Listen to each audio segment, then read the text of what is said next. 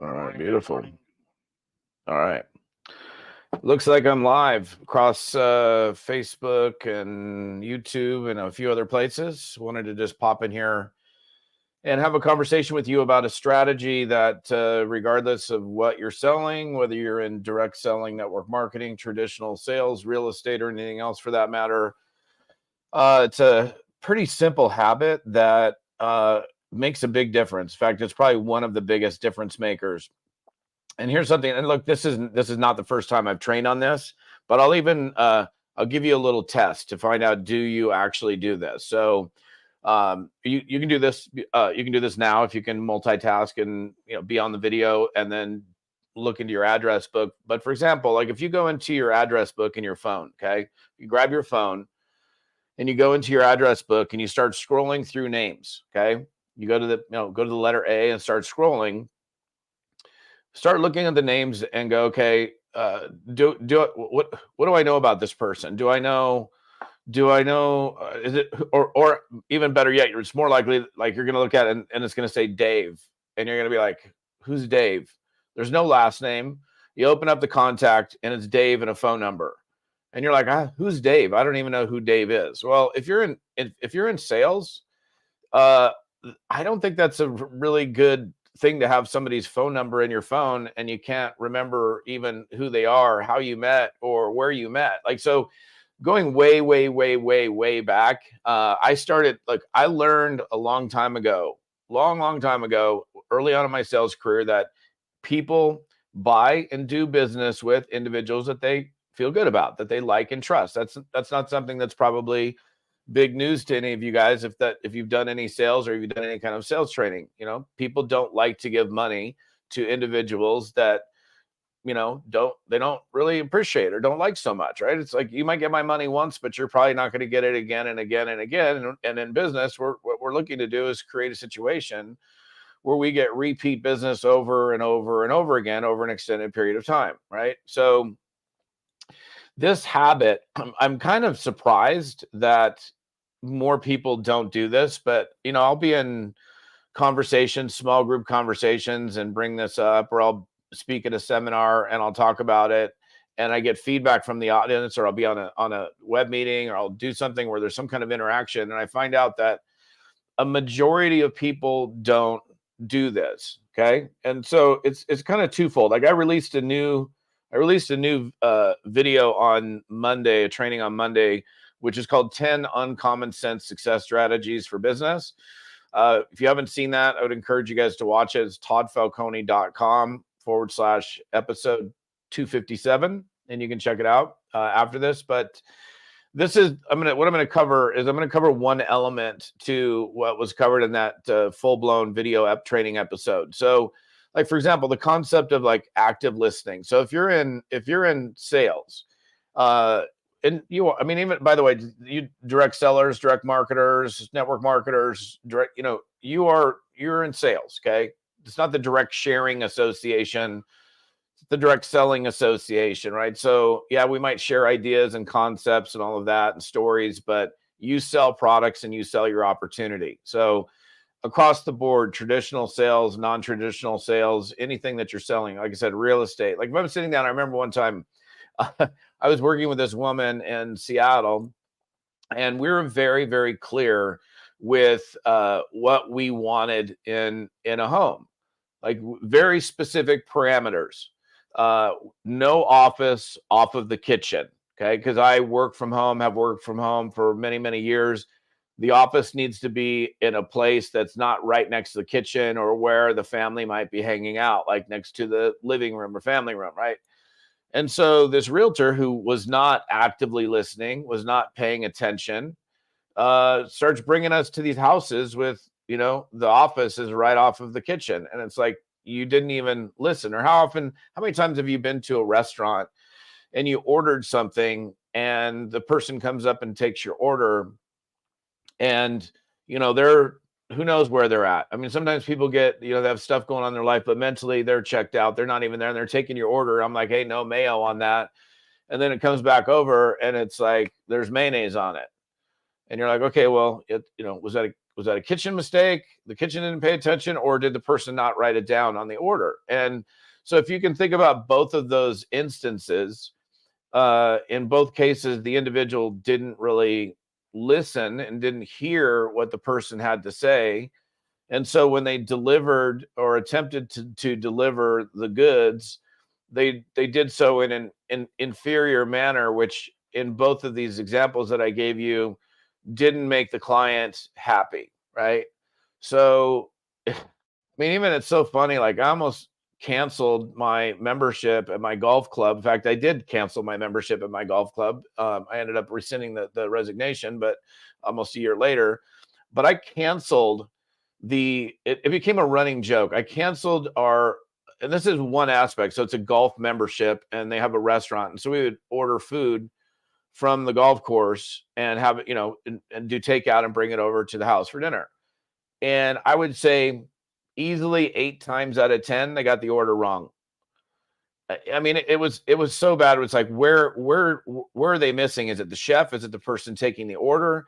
And I got, I don't know how many free meals out of the deal because these guys just never listen. It's like, man, a plain cheeseburger, cheese only, nothing else but cheese and the piece of meat and the bun. And then it comes with lettuce, tomato, onion, and mayonnaise. And it's just like, oh my gosh, what is going on here? My wife and I would look at each other and just be like, is this just like, are we, like, we're known in the club as like, oh God, in fact, it was so bad. Like people like, oh, Falcones are ordering. Everybody like, whew, make sure you get it right this time. And they'd still screw it up. So, but again, even like, so I've given you like a few examples that have nothing to do, necessarily with network marketing. I know a lot of people follow me, primarily network marketing and direct selling people follow me, but it's just really interesting how often we screw things up by not actively listening and hearing the things that are going on. So like in this video that I released on Monday, this 10 uncommon, I call it uncommon sense because to me it's common sense, but I find that it's not so common. Like, okay, if you're sitting with somebody, okay, let's say I was on the phone with a prospect. Like I'm not, dilly-dallying around over here with something else. Like I'm present. Like this phrase, you should write it down. Wherever you are, be there. Be present wherever you're meant to be present. Like if you're sitting down, and we see this all the time as an example, you tell me, what do you think about this? Like you sit down, there's a family dinner, you're out at a restaurant and everybody is like staring at these things. You're sitting at a dinner, out to dinner with a group of people and everybody is staring at these things. There's no way you're connecting with that group because you're distracted and you're connected someplace else. So, is that, I mean, it's crazy. I'll go to a dinner, I'll look around. I'm like, oh my gosh. I mean, I remember one time I sat there and there's a family of 4, mom, dad, son, daughter. And the entire time they didn't even talk to each other. I mean, it's just like so crazy. It's like there's zero connection going on. Now, I know that's not a business meeting and the family can do whatever the heck they want to do, I suppose. But like, if you want to make more sales, if you want to attract more people, if you want to get repeat business, if you want to have people coming back time and again, then, you've got to be present. So whether it's I'm, on the phone and I'm listening, I'm sitting down in front of you and I'm listening, I'm hearing, I'm not interrupting. A really bad habit of, unfortunately, a pretty high percentage of people, especially salespeople, or just people that, and I consider network marketers salespeople, right? So if you're selling something, it's funny, we all want to like, tell them about how cool it is and how good it is and how awesome it is and whatever. But the problem is what we do is like, if we ask somebody a question, and I think the more I can help make you aware of this, the more it's going to just eye pop to you when either you do it or somebody else does it. Like for me now, it's like, it's just so evident. Like when somebody is engaging somebody in conversation and the person, like, I ask you a question and you're answering the question, then I cut you off mid-sentence. The person may not go, hey, dude, bro, you didn't let me finish my sentence. You cut me off mid-sentence, but internally they're going, oh, I guess they didn't really care what I had to say. They asked me this question and they didn't even care care what I had to say. Why did they even bother asking me that question? So now they're second guessing it. And it's like, what it's doing all the while is like decreasing the likelihood that somebody's going to want to do business with you. And it's just like, okay, we could make the assumption that people are great listeners and they are, they're going to hang out and they're going to pay attention and they're going to be totally present. But the truth is sometimes they're not. And so again, if you want to sell more, if you want to do more business, when you're engaging somebody in conversation, if you're on the phone, if you're in a meeting, if you're wherever you are, like even right now, like I have to be present with you. I can't be like, there's nothing else going on in my room, but like, I can't afford to be distracted. What's happening on my computer? Oh, my phone buzzed. Like I have to be mentally present. I don't have notes for this. So if I get taken off of track and all of a sudden, like I allowed myself to go someplace else, that would, take away from the whole overall underlying message of what I'm sharing with you today. So again, I think that phrase, wherever you are, be there, be present, right? If you're with your kids, be with your kids. If you're with your client, be with your client. If you're with the prospect, be with your prospect. But then the other thing, and this is the thing, again, that most networkers don't do is like, if you go through your phone, and I want you to do that after we're done. Like, I know some of you guys have possibly heard me talk about this before. And if you have, then my first question is, well, did you do something about it? Did you make a change based on what it is that, okay, I heard this from Todd. Okay, that makes a lot of sense.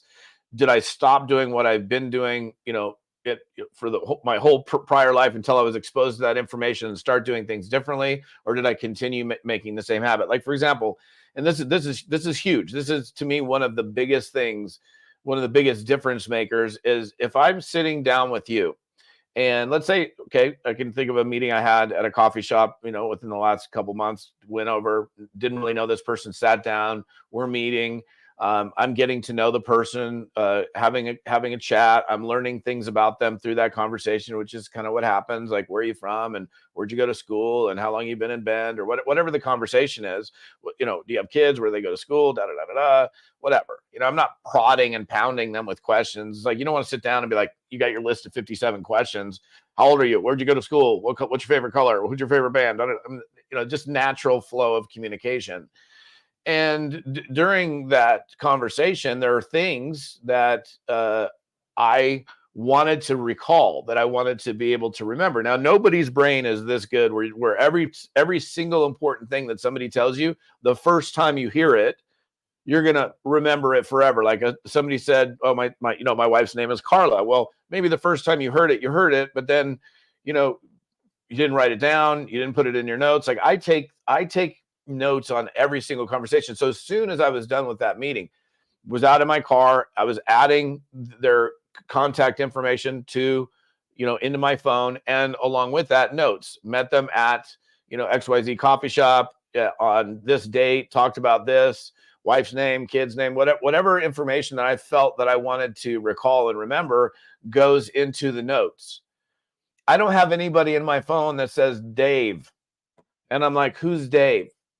Like, I can promise you probably almost everybody here, and you can roll through your phone. If you roll through your phone, you might even have Dave Smith, and you're like, no, I don't know. Who's Dave Smith? If you have contacts in your phone, your objective is, first of all, we don't download contacts into our phone. Those contacts go in there because we put them in there. So if that's the case, then wouldn't it make sense for you to, remember important things that you want to remember about the person? It makes you look smarter. It makes you look like you care because, in fact, you do care. You care because you took the time post-meeting to write down and add notes based on that conversation. Cool thing about a conversation on Zoom, or in fact, I was on a Zoom yesterday or a web meeting yesterday, and I was like having this presentation or this meeting, and during the presentation, during the meeting, I got my pen out and I've got this baby out here, and I'm taking notes on what's going on during the conversation. If I'm on the phone with somebody and I'm having a conversation, I'm just, having the conversation. And as they're telling me things, I'm writing them down. If it's a prospect or a person that I think I might want to do business with in the future, then what I'm going to do is I'm going to take those notes. I'm going to put it into the record, and they're permanently in there. And then it goes up into the cloud and wherever it goes. But like, this isn't, guys, this is not hard at all. But what blows my mind is like because it's not hard, yet so many people don't do it. And maybe the reason so many people don't do it is they just don't realize how important it is. And once you realize how valuable, how important it is, how much of a difference maker it is, then you'll probably start to do it. So I can tell you from a personal standpoint, I firmly believe that it's one of the things that I've done in my business that has made the biggest difference. So anyhow, again, if you didn't catch that episode from Monday, do it. You can go to toddfalcone.com/episode 257. There's 10 of them. I just talked about one today, but there's 10 of them. Yeah, and I'm using this new streaming platform, which is awesome. It's pretty cool. So I'll tell you guys more about that, because this is especially for you guys that do presentations. Like, we all moved to Zoom. I don't know, when COVID hit.